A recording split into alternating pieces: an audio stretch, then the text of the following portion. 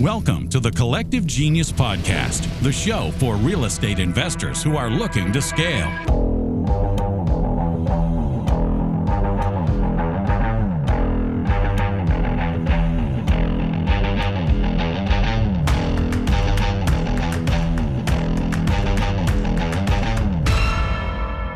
Welcome back into the Collective Genius Podcast. I am your host, Leon Barnes. This is the podcast for real estate investors that want to grow and scale their business. We have the most elite level real estate investors in our community, and I am very happy to welcome another one of those longtime members to the show today, Mr. Caleb Pearson from Charleston, South Carolina. Welcome in, my friend. How are you?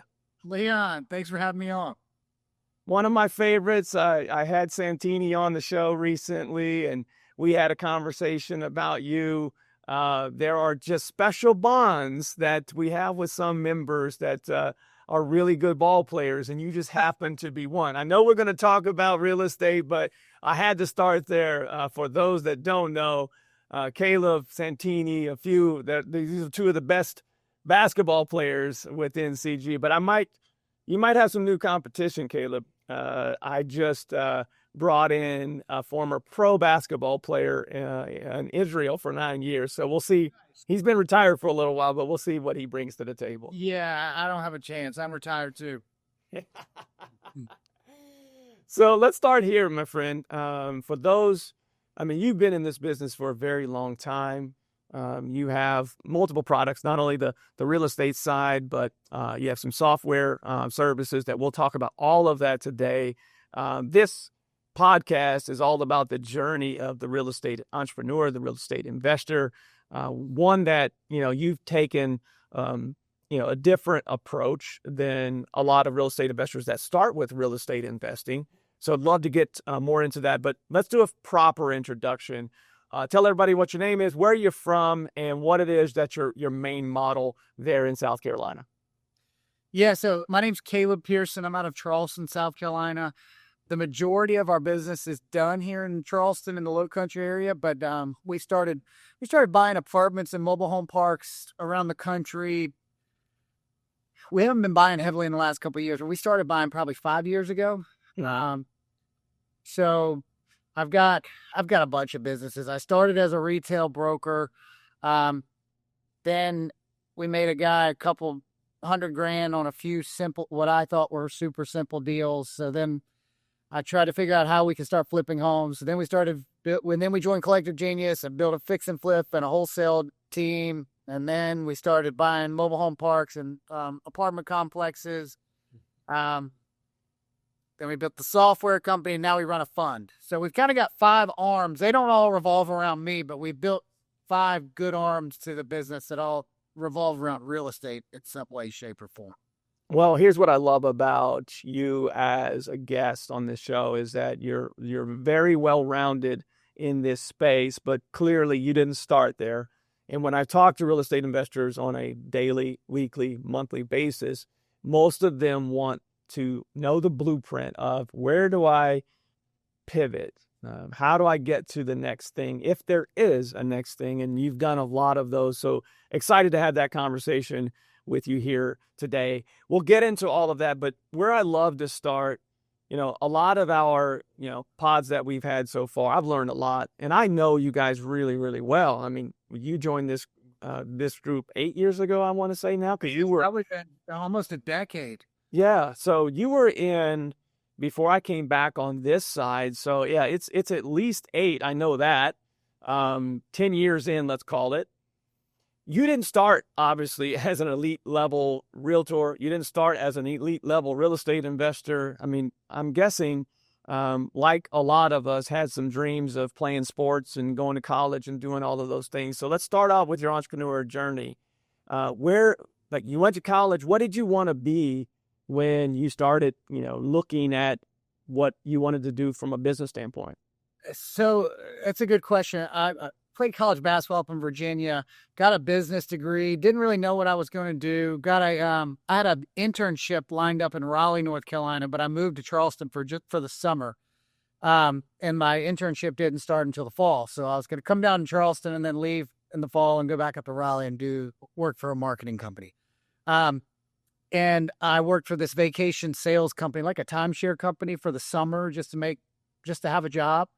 And some lady came in there and she goes, look, no. You need to be selling real estate. You don't need to be selling this. Come work for me for the rest of the summer. So I went and worked for her, and she told me what to do, who to call, what to say. And I've never been a big innovator, I guess, but I'm pretty daggum good at just copying and taking direction. So I implemented exactly what she told me, said exactly what she told me, when to say it. And then I figured it out and made a couple decent sized checks. And then I was hooked on real estate after that. So you weren't sure. You had a business degree. You go to Charleston for this job, and you weren't exactly sure where you were going after. You were going to Raleigh, but you weren't sure on a career path at that point. I had no idea. I mean, I was 22 years old with a business degree. And I mean, I've always had the work ethic. So I knew I could be successful at, I guess, whatever I decided to set my mind towards. But real estate was awesome. I mean, once I got a taste of my first few commission checks, I was hooked. Right. What do you think she saw in you and have you ever had that conversation with her about why she said you need to be doing you need to come and work with me? What did she see in you? I mean, I think she just saw that I was fairly personable. And once I started working with her, she saw that I was extremely eager to learn and I was a sponge. And I asked him a billion questions, getting rolling. But when she'd tell me to do something, I would go do it. So I saw pretty early success with it. And then she helped me get into some coaching. And that's kind of how I got into my first mastermind. And then that's how I climbed into Collective Genius. So it all started with her. I would give her the credit as far as that goes. You give her the credit for seeing the work ethic, but at the same time, you were a great student, right? And so oftentimes, especially for those that are listening to this show, they're, looking to make this a full-time career, you got to find someone that, number one, that believes in you, number two, that will pour into you. And if they do pour into you, just do what they say, especially if they have a track record, right? Our community is built on that. That's right. She had been in the business for 30 years. I mean, that's one of the things that's so cool about Collective Genius is I don't usually go into that room, especially anymore, and go try to chase what the young guys are doing. I always like looking around and seeing, all right, who's been in this thing and at it the longest, who's been through the market ups and downs, like who's got the gray hair and who's got the best lifestyle, and like, what do I need to do to copy that guy? And can I fly across the country and come shadow your office for a day or two and learn everything that you guys do? And then I just go home and implement and copy. I can't think of better advice that soundbite right there. Find the people in the room with the gray hair that's had the most success and has the lifestyle that you want to live. And in a group like ours, especially, those people are going to be willing to share with you because they know you have some value to add as well. But the same thing goes for as you're starting out, is finding those mentors. Like you mentioned, she had been in the business for 30 years, saw something in you, and you just said, you just teach me and you'll show me the way because you'll lead the way and I'll show that I can do this because I'm hungry and I want to be successful. What year was this as you start to now have some success on the retail side? What year as you're pretty early? I graduated in 2011, so it would have been 2012 and 13. I mean, at the bottom of the market. Yes. Everybody we were talking to was upside down in their homes, and we got to where we were really good at short sales. So I found out how to find the people that were in distressed situations, and then we were in a short sale factory almost for 5 years. So I found that for those that started during that period, post-2008, a lot of investors and or retail agents that became investors got really, really good at short sales and finding distressed sellers. For you, when did that light click? You had mentioned that you had worked with some clients that made some decent money off of flipping. When did it click for you? Because a lot of retail agents are really good at growing a brokerage and really stay in that lane. Nothing wrong with that. They build great businesses. But others like you that build teams start to go, all right, there's another avenue here that I need to get into. Yeah, I can tell you exactly when it happened. So I used to work the for sale by owners and the expired listings like a hawk. And I called this guy and his house was listed for like 220, I think. And he goes, "Do you know any investors in town that would just give me a cash offer and just close quick on it?" And I just met this couple and I called the couple and I said, "What can y'all offer on this?" And they said 100. And I'm thinking, no chance in the world this works, but let me call the guy back. And I called the guy back and I said, "All right, they're at 100 and they can close in 10 days. And he goes, "All right, send the paperwork." So then I found out that they just turned around and wholesaled it and made like, I don't know, 50, 60 grand off of it. And I made a $3,000 commission off of it. And I'm thinking, no, this will never happen again. I'm sitting on the wrong side of this table.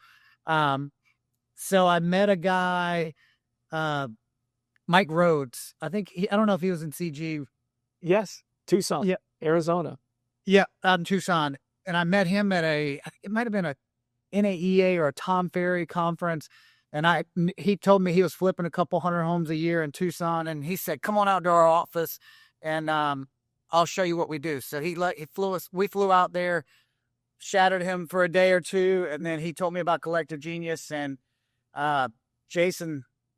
We were doing like 200 retail sales a year. And I don't know what the criteria is given CG now, but Jason let us in at the time. We probably weren't qualified at the time, but we came in and like I was a sponge in CG and I found the biggest producers in there and just started flying around the country and copying what they were doing. Again, such great advice. You are taking action, right? And not just taking action and just running out of the door. You're actually going to people that you're listening to, that you're relating with. Again, ironically enough, Mike Rhodes, another CG member that played college basketball, left the self. So I'm sure you had a lot in common. You're both retail agents. He was doing the other side of the business and you wanted to be able to do that. I have found, like, as we've done more of these pods, I didn't know that part. I didn't know the Mike Rhodes part for you. What I found is that these type of opportunities only come up for those that are seeking them. Like this synergy that happened with, you figuring out the business and then him introducing you to Jason. Back then, we only had one community. And the criteria was 50 transactions a year or 50 doors. And I remember when I joined in 2015, man, that was a pretty elite number if you were doing that full time. The one exception were retail agents that had teams that were getting into investing and maybe had a few doors and maybe have done a few projects, but they were really looking just for the marketing, the team building, the little things that they already had a great operation. They just needed a little bit of secret sauce to start their investment business. And you would have been one of those examples that turned into ultimately, because I don't want to give away the lead here, but you ultimately are still doing retail, but you changed. Like you went from focus mainly on the retail side to then changing your model to where you are focused mostly just on the investment side, correct? Yeah, I would say it's about 50-50. But it was interesting. Like we don't do 250 retail sales anymore. We got more into the luxury retail side. So the commission checks we're doing as much volume as we've ever done, just less transactions. And then on the fix and flip side, it was because we had a really well-structured, like we ran a business on the retail side to just come in and copy what a lot of the CG guys taught us from the marketing standpoint. And here's what you say to the seller. Here's the script. Here's the process to buy it. And here's where you go get the money. It was like those three pieces. That was easy for us to just go implement and get to. I mean, we got to 50 transactions like overnight. Mm-hmm. Quickly, because you already had a team. That's why the exception was made back then, because especially with retail agents that had teams, all you needed was the ability to see the process, especially the market direct to seller. That was the piece that everyone needed in order to double or increase their business in your particular case. What was it? Do you remember that one early thing? I have mine, but What was it that you learned or who you learned from? I mean, obviously, an office visit to Mike Rhodes' office, I'm sure the light bulb went off for you. But was there one presentation early on that just really stood out that you can remember that helped you, really kick off to that 50 deals a year? So there were a couple. I would say one, my very first presentation that I sat down in CG 8 or 9 years ago was Larry Goins. Yeah. And he gets up and he starts talking about self-directed IRAs, and he got finished, and I looked over at my cousin who was working with me at the time, and he goes, what did he just present on for 30 minutes? And I said, I don't know. I didn't understand either. Like, it was so far over my head at the time. That was the start at CG. And then Jim Zaspel did a presentation, and they were doing a couple hundred deals. So that was like the big eye opener of what's out there. And then after I've been in CG for a while, Tim Brotz did one on multifamily, and Corey Peterson did one as well on multifamily. And I was looking at it and I was like, okay, those guys seem to have a really good lifestyle. What do I need to do to, and they're building, call it legacy wealth down the road. So what do I need to do to copy those guys to start building a nest egg? And that's how we started getting into the buy and hold game after we built the fix and flip and wholesale side. You're one of the few, a lot of times people come in and see those shiny objects, especially on the multifamily side and the legacy wealth building side that you were mentioning. You're one of the few that have gravitated to that and have had success. Obviously, I'm sure you've had bumps in the road. When did you feel like you were ready? How many years of the investment business where you were getting that business, starting it from pretty much from scratch? How many years after that did you look at seeing a presentation like that going, I can do this?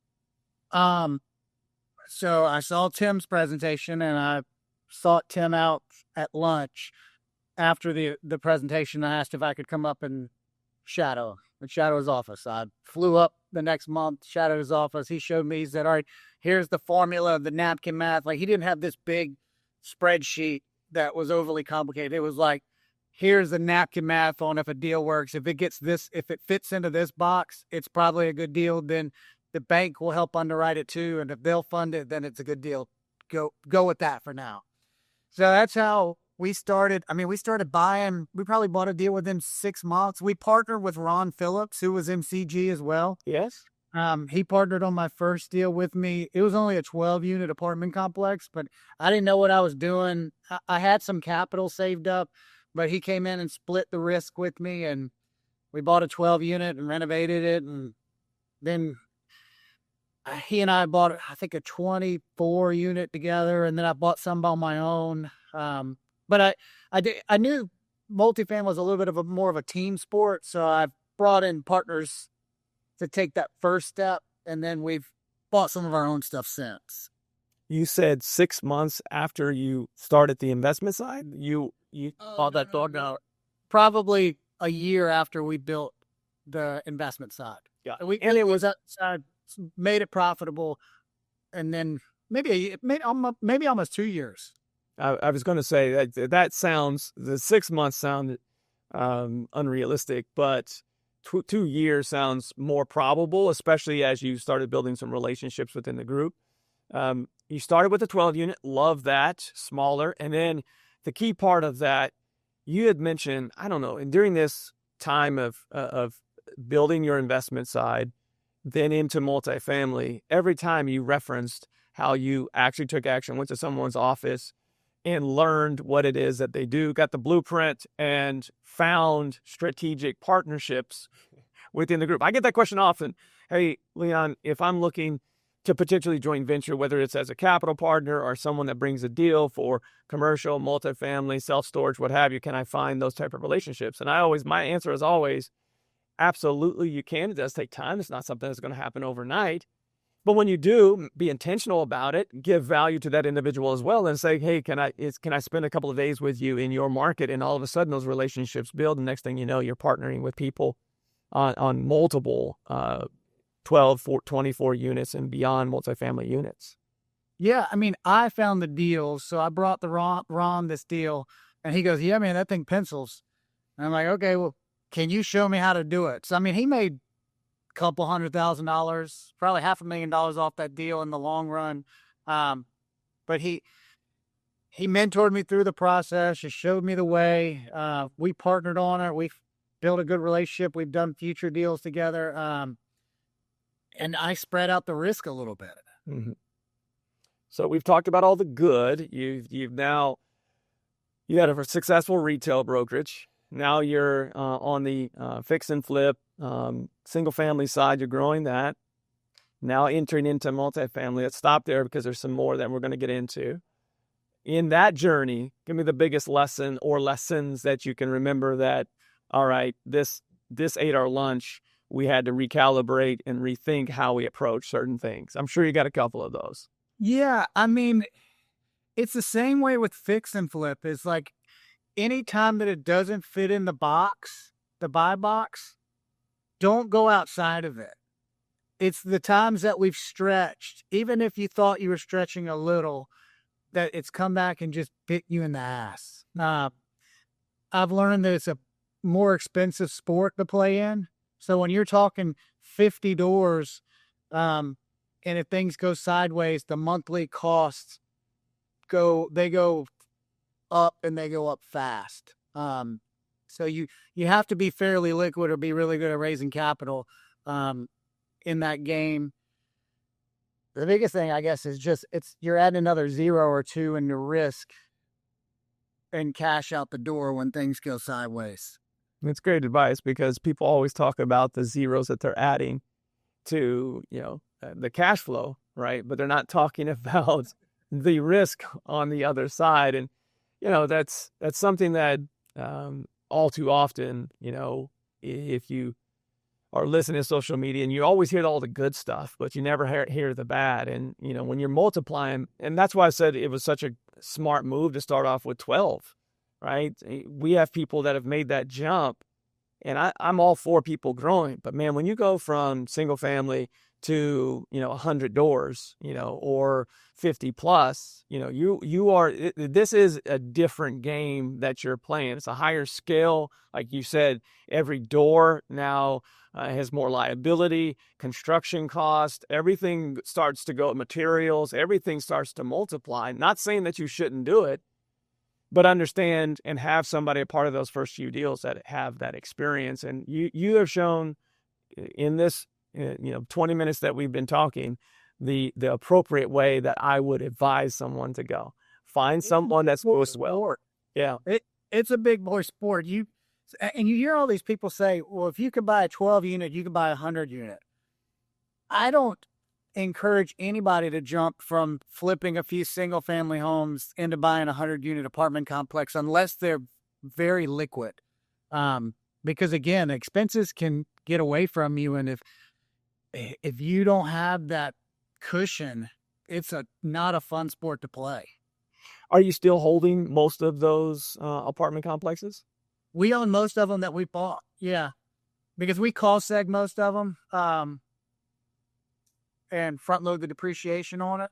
So we were using the apartments really to offset our income from the retail sales business and the fix and flip division. Those were our active incomes, kind of our cash cows. And then we were using the apartments and mobile home parks to depreciate. But yeah, so we've kept most of them. We've gotten rid of some of the headache ones. C-class looks good on paper, and it never performs the way that it does on a pro forma. We just gotten into buying newer, nicer assets, but it's been a lot harder to make things work with the turn costs these days, the construction costs, the insurances have more than doubled on us. The taxes have gone up. Obviously interest rates. So you're kind of getting hit from a bunch of different angles, which makes it a lot harder to buy right now. When is the last time you have bought like the apartment side? I think that's, something that we've seen since 22.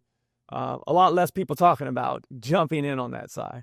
Yeah, so I've always stuck to the formula Tim Bratz gave me on his napkin math, and it's made it impossible to buy. I haven't bought anything in we got one steal of a deal of mobile home park a year and a half ago. Okay. But other than that, we probably only bought 40 doors in the last 4 years. And But we for all the reasons that you mentioned before. Yeah, I mean, but we bought 300 5 years ago. Is there, give me the biggest difference between the apartment complexes and underwriting those mobile home parks? Not a whole lot different. It's a lot easier when you buy the mobile home parks and you don't own the mobile homes. You just own them for the lot rent and the tenants on the mobile homes. So the park-owned homes are a much bigger pain in the ass. And then the banks don't underwrite them the same either. I found when we went to go resell one of the complexes. It was on paper, it was cash flowing like crazy. But then when the banks told us how they underwrite it, I'm thinking, okay, well, the number's not going to come in as big as we thought it was. Sure. Does that answer the question? It does. I mean, I don't expect a full underwriting dissertation by any means. But obviously, there are a lot of people that, are looking to jump from single family into another asset class, and mobile home is one of those. And you obviously own both of those. If you had, is there a choice? Like if you had to pick an apartment or a mobile home, would you choose one of them over the other? Mobile homes. Why so? We have less turnover with them. People, when they move into those parks, they seem to grow roots. I mean, you see people like have generations that grow up in some of these mobile home parks. Grandma still lives in there, kids live in there, grandkids live in there. So your turnover's less. When you just own the pads, your repairs and CapEx is low. So they're more consistent. With apartments, a lot of times you're seeing people move in, do a bunch of damage to them in 12 months, and then go buy a house or bounce down the street. So it's a lot more. There's a lot more in repairs, and there's a lot heavier. There's a lot more turnover.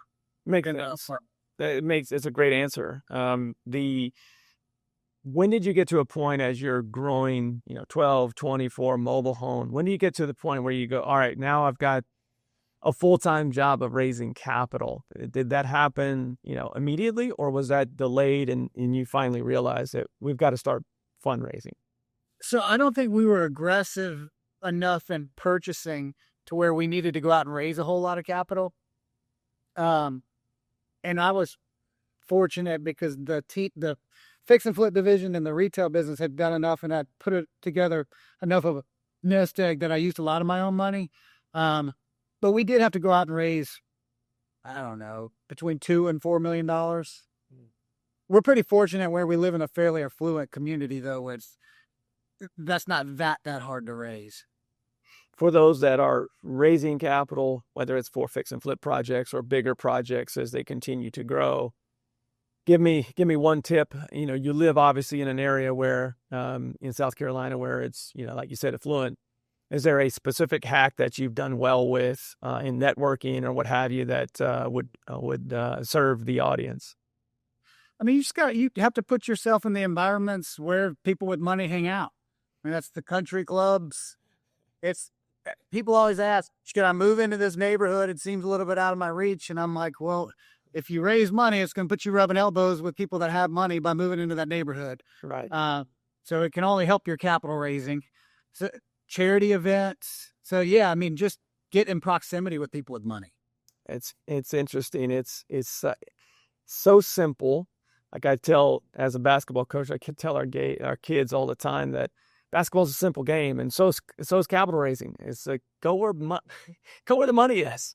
Build relationships, true, genuine relationships. Don't be a salesperson, but in just tell everyone that what you do, especially where money is. Like you said, country clubs, fundraisers, what have you. There's always opportunity to tell people what it is that you do, and they're interested because a lot of people want and understand the power of real estate. And if you're doing it with the track record that you have, people are going to be interested in having that conversation with you. Yeah, for sure. And once you do it and you do what you say you're going to do, like you can't miss payments.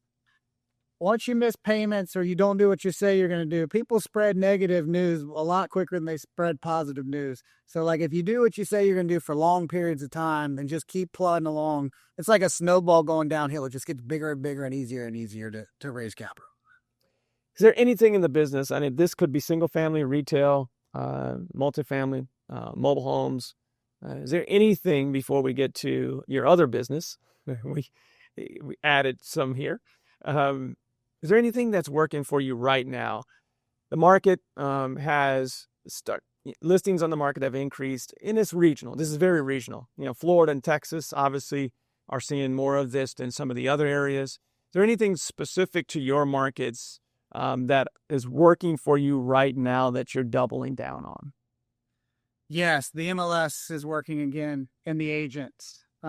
Everybody went away from, so what was it, 2021? We got down to 800 homes in our market on the market. Now we're up to almost 6,000. So everybody that was a real estate investor went away from the MLS, went away from soliciting the agents because everybody was getting multiple offers. It was price were getting driven up. It didn't matter if the house was a dump or a nice house. There were buyers. There was an ask for every seat.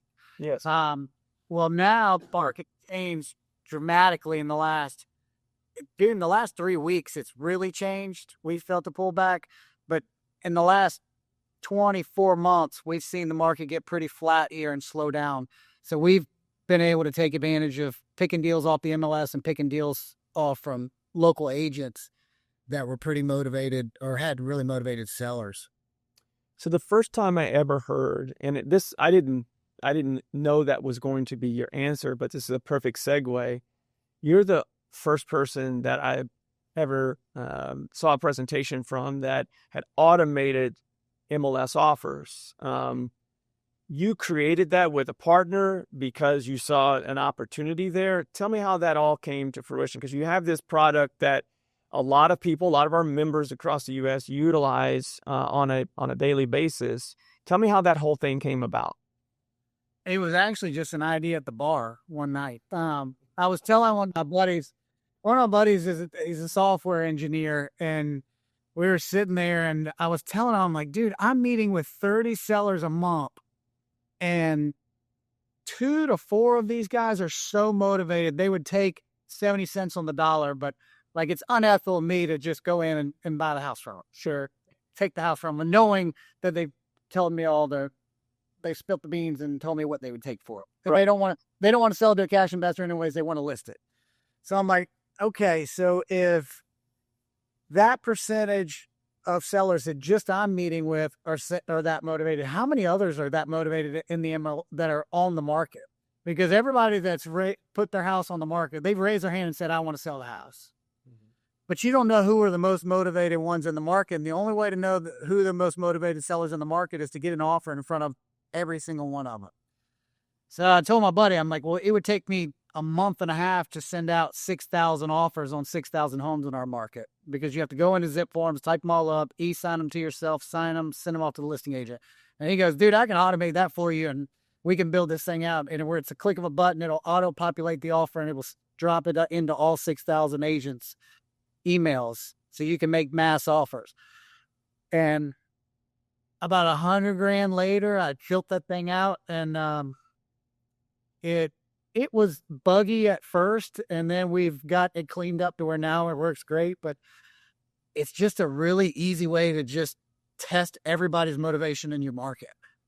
How many offers when you started this? Because like most services that real estate investors have available to them, it started with a need from the actual real estate investor. So when you started out, how many offers per day were you making with this software? I mean, I think we sent out 3,000 in the first day when that thing got built. Just complete chaos. We didn't know if it worked right or not. We just offered on everything, like maybe 57 cents on the dollar on everything in the MLS. And the amount of calls and emails, and I mean, it was complete chaos. So now we've refined it, and most of our users send like 50 to 100 a day. And the best ones are to offer on anything that's been on the market for more than 2 to 3 months. So high days on market, because people are so used to the last 7 or 8 years where houses have sold in a week. They get frustrated and a lot more motivated within 30 or right after 30 days now than ever before in history, in my opinion. I agree completely, especially in these markets right now where average days on market has gone to, 60, 70, 80 days, and you get to day 81 and people are already panicking because they thought the house was going to sell, within the first 30 days. We see investors on that side with their flip projects right now in some markets. So completely understand why that would be the main target. Give me the best response during that time, or even here lately, that you personally have seen coming from all the offers that you're making, meaning that it could be funny, could be a threat, could be anything. Anything stand out on a response after making all those offers? I mean, no, but every time, not anything really that jumps out at me. It's kind of like direct mail. You get some people that are upset about it, just like when you get the calls in to take you up to your list. But it surprises you every time someone takes the offer. Like, I bought our beachfront house was listed at, I think it was listed at $889, and we bought it for $655. I mean, it was a smoking deal. We offered $650, and they was listed at $889, and the counter came in at $655. That was a pretty surprising counter. We bought a condo this year that was listed for like $1.1 million, I think, and we bought it for $750, and then we probably made $200 on that one, a little over $200 on that downtown Charleston condo flip. But these are sellers that we would have never offered on those houses anyways, because price was high, and like we would just think that those sellers are unrealistic. But those sellers hadn't seen an offer, and they were just ready to dump it, and we just timed it right. And more than likely, they weren't going to call your cash buying side, right? They wanted to list the property because they felt like they could get a certain amount, and they weren't going to get that from the cash buying side. So the reason I asked that question of the craziest responses that you got, you answered exactly as I thought you would, meaning that it's no different than when you're sending direct mail or any outbound marketing, towards, to get an inbound call. You're going to get some people that just don't like it that way, but that's the reality of when you are doing advertising and marketing your business and building a brand. You're going to get some people that don't necessarily love it. But knowing that you said right now you're doubling down on offers off the MLS because of the increase in listings, that's a great share. One of the biggest things I want to make sure that we do with this pod is we're a go-giving culture. We want to make sure that we give value, and that if you don't take anything else from this pod and you're a real estate investor and you're not making offers or building relationships with agents in your marketplace, you should have started yesterday. And if you didn't start yesterday, start today. Yeah. I love that. Great feedback on that side. It's a really good honey hole, and it's a low expense. It's not like direct mail where you're spending tens of thousands of dollars a month or TV or billboards. It's a pretty low expense. So we'll make sure that at the end of this, we'll get all that information, put it in the show notes for those that are interested in getting those offers automated. I know that back in 2015, we had an agent every single day that made offers. Before her day got started, she would make offers, and man, just to make that many offers via your standard, one by one process. I know that she didn't make as many as she wanted to, but she would spend at least 2 hours doing that every single morning before she would start her day. And to automate that back then, if we would have had that, it would have been a very, very nice thing to have. Because that's, I guess I'll make one last point on that. This works. There's only, I think you and I have had this conversation before. There's only like 1 or 2 MLSs that you have found that this hasn't worked with, but this is nationwide. We can do them all now. Oh, you can? Yeah. We figured a way around it. But it's interesting too. It's like, you'd be surprised at how many times you offer on one listing and the agent says, this isn't the seller, but this isn't the seller for that type of deal, but I have this one. So we bought deals like that where we wouldn't have known about them without putting an offer out to the agent, to that current listing agent. And then we'd kind of built a relationship that way. And we soften the email when we send the offer. It just says, hey, here's an offer from one of our local investors. We understand it's not full price. They work off of a formula. Please present this to your seller. So like that's all versus just sending a 55 cents on the dollar offer and they get all pissed off. You're letting them know that you're going to smack them a little bit, but it's a soft smack and you're preparing their face for the smack. Right. Yeah, but at the same time, some of those are, we haven't seen an offer. We appreciate an offer. We may not love this offer, but it gives them an opportunity to then come back, especially if it's soft going in, where they can say, look, that 650 number isn't going to work for us, but 665 or whatever the number you use earlier, we will take that. And you would have never gotten that on the other side. So again, we'll make sure that we get that in the show notes, and we'll get everybody that information here at the end. So Caleb, you are one of the most diversified investors that we've had on the show within the Collective Genius. Like, you've done a lot of things here. You've got, I think multiple times were the number one RE/MAX agent in South Carolina, grown a fix and flip business, rental portfolio, both, multifamily as well as mobile homes, now have partnership. A lot of these, there's lots of great partnerships, lots of napkin writing and underwriting, but you're choosing the right partners. You've had a lot of success here. You're still a very young guy. Where does this, continue? What's next? So we started a fund about a year and a half ago. Okay. And that came from just in a conversation on the golf course. And I was talking about how much we're paying in hard money costs. And I was telling him, because we were wholesaling so many deals, we had good relationships with the best investors in town, the best fix and flippers. So I told my buddy, I was like, if we can raise capital, I can get it lent out at the same terms as everybody else in town, and we can be very profitable very fast.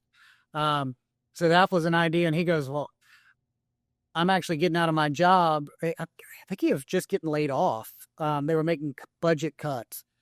And he goes, I think I can raise capital. And he started raising capital, and now we've got the fund going where we're lending to ourselves or to our fix and flip team, and we're also lending to other fix and flippers in town. But that model is it's a lot less moving parts and a lot easier to manage than a fix and flip company. Obviously on the lending side, there's a lot more regulations. How is that? Have you seen an uptick of this because of, and I wasn't going to get out of the business side of this I wasn't going to close this until we got to the South Carolina legislation changes, because you're in it, obviously a retail agent and a broker, all of that. Have you seen an uptick potentially because of, the legislation that is in South Carolina in regards to wholesaling? An uptick in people borrowing money and flipping? Correct. Yeah, everybody has to take the deal down now. So all of our out-of-town wholesalers, national wholesalers, left. So it's been really interesting because now we don't seem to have as much competition on the appointments for the fix and flip, for the home buying business. Sure. But you got to make sure the deals work, and you can't shop the deals out anymore. So it's more like when you used to send a deal out on a wholesale deal and you got no responses, you knew it wasn't a good deal. Right. So there was a check and balance of your wholesale list. Now it's like, okay, it's you, and you're going to go borrow the money and you're going to go close on it. So it's made it to where we're a lot more strict on our guidelines on what we buy, what the formula is. We don't get outside the box. And then we've just got a couple really good borrowers in town that do the majority of the business. Where do you land on that legislation? What do you mean, where do I land on it? Like in general, this is not just for South Carolina, but where do you land on feelings towards legislation in real estate investing? It's been helpful for us, to be honest. I was concerned because it was a big part of our business, and the wholesaling just takes a lot of the risk off of you as the investor. Wholesaling business is a lot more it's a lot easier to scale. I don't think there's not as much of a legal threat to you from somebody coming back and suing you for, call it, non-disclosure of defects, or if you did junky work. So I think it adds a little bit more risk on the investor to take all these down and flip. If I am in, and this is a better question. If I am in, let's say, a market where legislation has not been passed, and we've talked about this on the pod before, that I think there's a bill or something that's been written on a legal side for almost every state in regards to wholesaling. So it's coming down the pike. We know that. If you're in a state and you had a coaching student, let's say, and they were asking your opinion on what they should do, they're a wholesaler in their state. There's no legislation yet. What would be your advice to them? Start becoming a hybrid. Start flipping some houses and build a small construction division to where you don't just get your knees completely cut out up from under you if they tell you it's illegal. Because I've seen it decimated a couple of our competitors. They just had to pick up and move to Georgia. Really? I mean, they stopped in our market, stopped marketing, stopped doing anything. Well, there's the competitive advantage for those that, do have that advice that you just gave. They do have the ability to take deals down and do construction. You automatically can continue your business where others may have to either autocorrect, take on another partner or something. They're going to do something else. Yeah. I'll tell you where it got us, Leon, and I guess I didn't plan for it. We saw a big lag in cash flow. So because we were doing a few wholesale deals every month, I didn't realize how much that affected paying the expenses. So we went from wholesaling a few a month just to cover costs, right, and then flipping the rest. So we don't have that income coming anymore for like 6 months. And then we went to closing on everything. So we're having to make payments on everything while we renovated and while we get the product out the door. So like we went through 6 months. I'm like, where did all the cash go? And it was 100% because we didn't have the wholesale sprinkled in there anymore. Is the quick active, right? The quick active that you're closing in a 7 to 30 day window that every month. You've got those assignment fees that are coming in. That right there is the best advice in regards to legislation. If you're going to make this change, you want to start that change now because the cash conversion cycle is what I've seen hurt the most investors. It's that right there. If we weren't, and I'm not saying we're like super liquid or we're sitting on a pile of cash, but because I had my other businesses, it kind of propped up and filled some holes in our bucket where if this was my only business and that happened to us, I might would have been going to a bank to get lines of credit and like plug holes through more debt to get us through this 6-month cycle. And now we're back and like we've been doing it long enough to where now we're starting to have closings every month from the flip, so we're okay. Yeah, the lag is you're past the lag, right? You've now entered into that point where you have enough closing because you've gotten to that point. But the other side of this is also the market, right? You just mentioned the increase in listings, and so if you're not used to doing construction, you're not putting out a good product. Now that lag you were talking about is a longer time frame because those houses are not closing consistently. And you are I was going to ask you next your superpower, but I will say one that I've heard consistently in this conversation.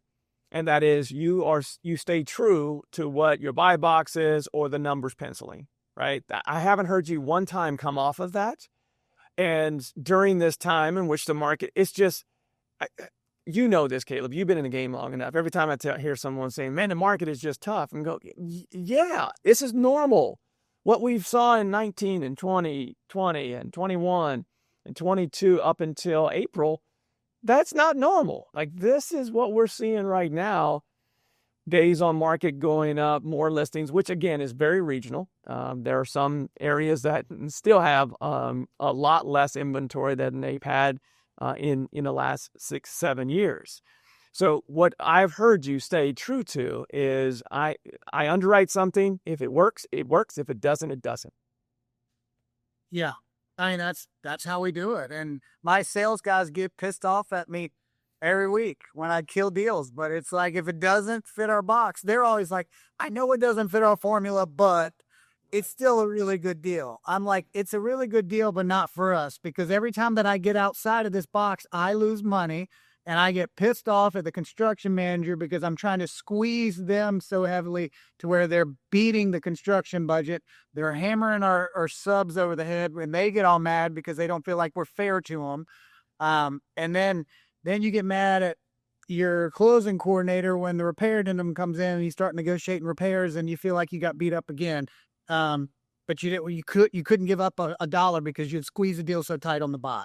Discipline. That is all of what you just described is discipline, and the trickle down effect of squeezing things in for your team, the culture of your team, the winning that I have seen, your team celebrate over the years. I mean, that's discipline. Outside of that, what would you say your superpower is?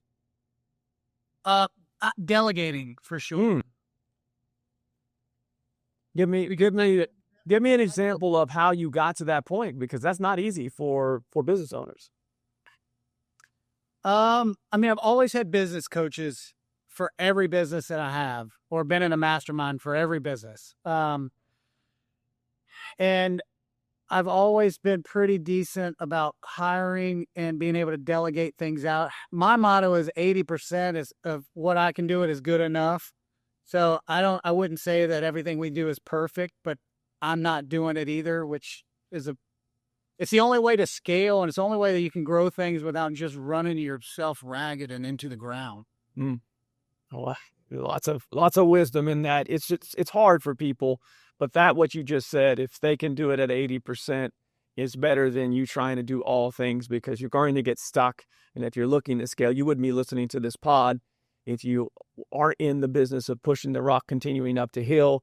The next thing, as we've talked to you about, Caleb, the fund, the Zoom offers, all these things that you're doing, you're able to do them because the superpower of delegation.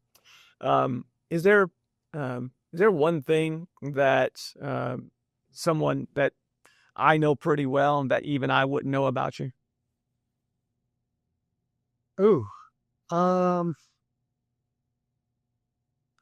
That's a good question. I don't know.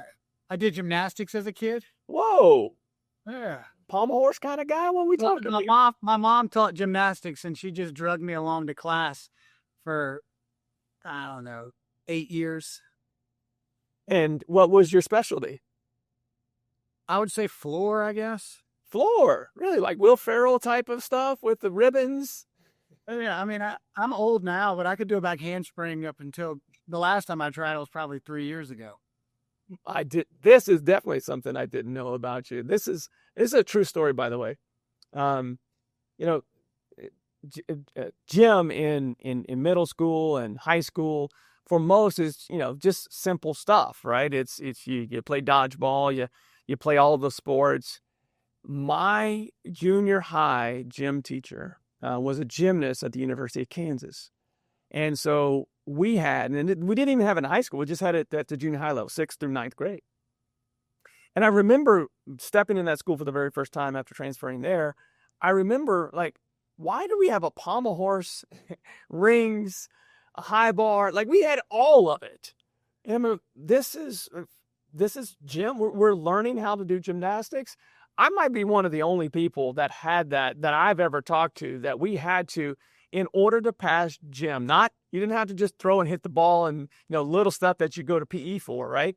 We actually had to learn the high bar, the rings, the vault. We did the vault. It's really good for balance. It really was.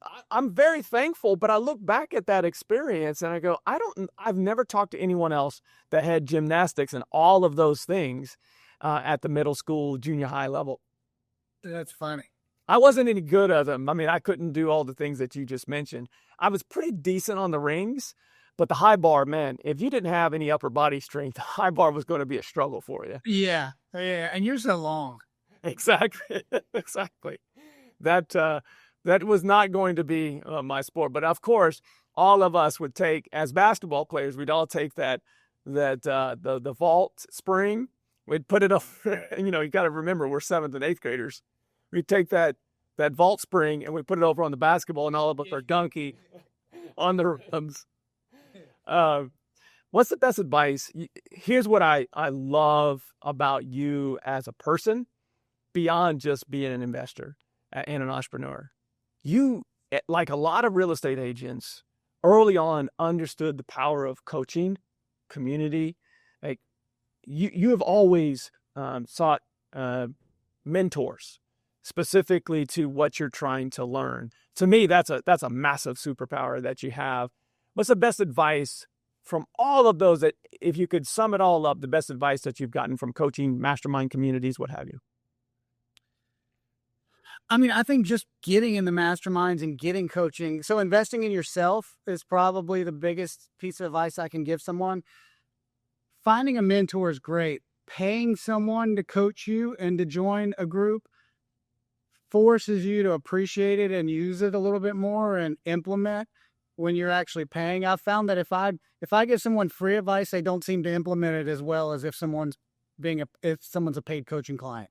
So spend money every year on your own self-improvement. And I think that's the biggest ROI you can get. I mean, we spend over $100,000 a year on masterminds, personal coaching, and traveling to these masterminds. But everybody says, is it worth it? And I say 100% it's worth it. I mean, just look at the businesses since you joined CG. You've gone from being a brokerage to growing a single-family wholesaling flipping operation to apartments, mobile home park. These are all relationships that you met within the group. You did the work, obviously, but you put yourself in front of the people that could help you with the next thing that you were looking to do. That is such great advice. And obviously, you got a lot of things that you do. Here's the last question specific to what I know a lot of entrepreneurs are going to ask and want to be asked here. You've got a family. You obviously play some golf. You got a lot of things on your plate here with all these businesses. How are you balancing your work life? Delegating and having good people. I mean, we've got an awesome staff, and we've had the same people work for us we've got a bunch of people that have been with us for 10 years. So creating a good culture, making sure that we keep who we've got, so we're not rehiring and training constantly, and then delegating to where I can get back my time to spend with the family and to spend outside of the office. Because I've gotten to where if it takes my time and energy to do it, I don't want to build it anymore. I like being the consultant and the coach in the business, but if it depends on me doing the actual work, I'm not interested in starting another business if that's the case. It sounds a lot like what I've heard Gary Harper say many a times. He finds the person and then creates the business because of the person trust. Basically finds an integrator to take the business and grow it, and he can be the mentor and the coach partner versus him having to do the work because he doesn't have that type of time. And I think there's so much good. All these things that you've done, you don't do by yourself. You could do them, but you're probably not doing them well. You probably make more mistakes, and you're not going to be able to scale at the level that you did. You're one of the few people that have talked about delegation multiple times and how you've been able to grow this. But I will say that anybody that's in this group, they've all had to figure that out over time, or they wouldn't be able to be where they're at today. Yeah. I'll say our team has figured out too that if they let me delegate and they go handle the things and keep me out of the weeds, they have more job security and everybody makes more money. That's right. Is what I found. And that was like a paradigm shift that I feel like it happened over the last couple of years, especially with my higher level management team. Now that they see if they keep me out of doing the paperwork and anything administrative and just keep me focused on generating business, everybody's safer. Don't be afraid to hire people that will say, I don't want you involved beyond this. You do this helps us do our job well, but I don't need you all the time. Don't be afraid to hire people like that. Now, they ought to be good at what they do, and they've got to be loyal, and that's be core value matches. But man, I see so many entrepreneurs that are so scared to hire talented people because they're afraid of how much they cost, or they're afraid that their ego is going to be too big and they're not going to be able to manage that individual. You should want people that push you to the owner's box to allow you to have the bigger vision so they can continue to have job security, but not only job security, job opportunity, like beyond where they are today. Because most talented people, you know this, Caleb, most talented people don't want to be in the same role for more than 3-4 years, if that. Yeah. especially younger generation today. I don't blame them. They want upward mobility. And when you do that, you delegate well, you give that upward mobility. Yeah. And one thing we haven't talked about, Leon, that it just came to my head is entity structure. The bigger you grow, I think the biggest threat to anybody who listens to this podcast is legal. So I know this is way off topic, but you're asking for good. Oh, I love it. Is getting your entity structure set up and getting an attorney involved to help you set it up to where you've got asset protection, because the target gets bigger. The more deals you do, the more risk there is across everything you own. The more you own, the bigger the target is that people think they can go after you and take things from you. So just getting all your affairs in order and getting your entity structure is huge. I'm glad you went off topic there. That was perfect. It's a perfect way to end, at least from the standpoint of, the conversation, the questions. I do have one last question because I asked Santini this, so I have to ask you this as well. I know he's a big LeBron person. Since you're a baller, we have to ask this as the last question. Are you a LeBron, Kobe, or Jordan guy? Jordan. Yeah, that's the right answer. Yeah. You know who Santini said, of course, right? Was it LeBron? Yes. Yeah. And Jordan playing at home. It was a holiday when Jordan played when I was a kid. Agreed. And we, growing up in the Midwest, we had WGN, so I got all the Bulls games. Didn't watch many other games, but I watched all the Bulls games. So very lucky as a kid. And that's not bias. That's just facts. That's facts. Yeah. Yes, exactly. All right, my friend, I appreciate all the time that you spend with us here today. If people are looking for more information about you, where do they find you and Zoom offers? Because that's one that I know can help a lot of people that are listening to this that may not have been familiar with it. Yeah, so Zoom offers is easy. ZoomOffersNow.com. So Zoom offers plural now.com. There's a little, you just click learn more and you put your information in. It'll send you a video of how it works. And then my email, just throw it in the notes. That's the easiest way to reach me. Absolutely. We'll get it in there. Are you on all the socials, anything that they can follow there? Yeah, it's Caleb Pearson 12 on Instagram and then just Caleb Pearson on Facebook. So yeah. Follow me and shoot me a DM. I'm pretty easy to get hold of. Man, I'm so happy for, the business, the family man that you are, all the things that you've done since I've known you. It's so impressive. It's such, a great story of someone that is growing without biting off more than he can chew because he's staying very disciplined while doing new things.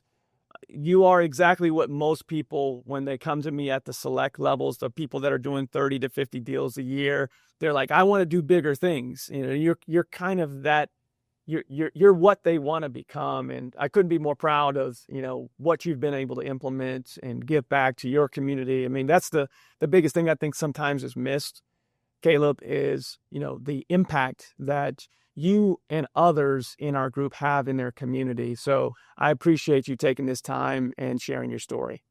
Well, hey, I appreciate you having me on, and CG's been huge for us.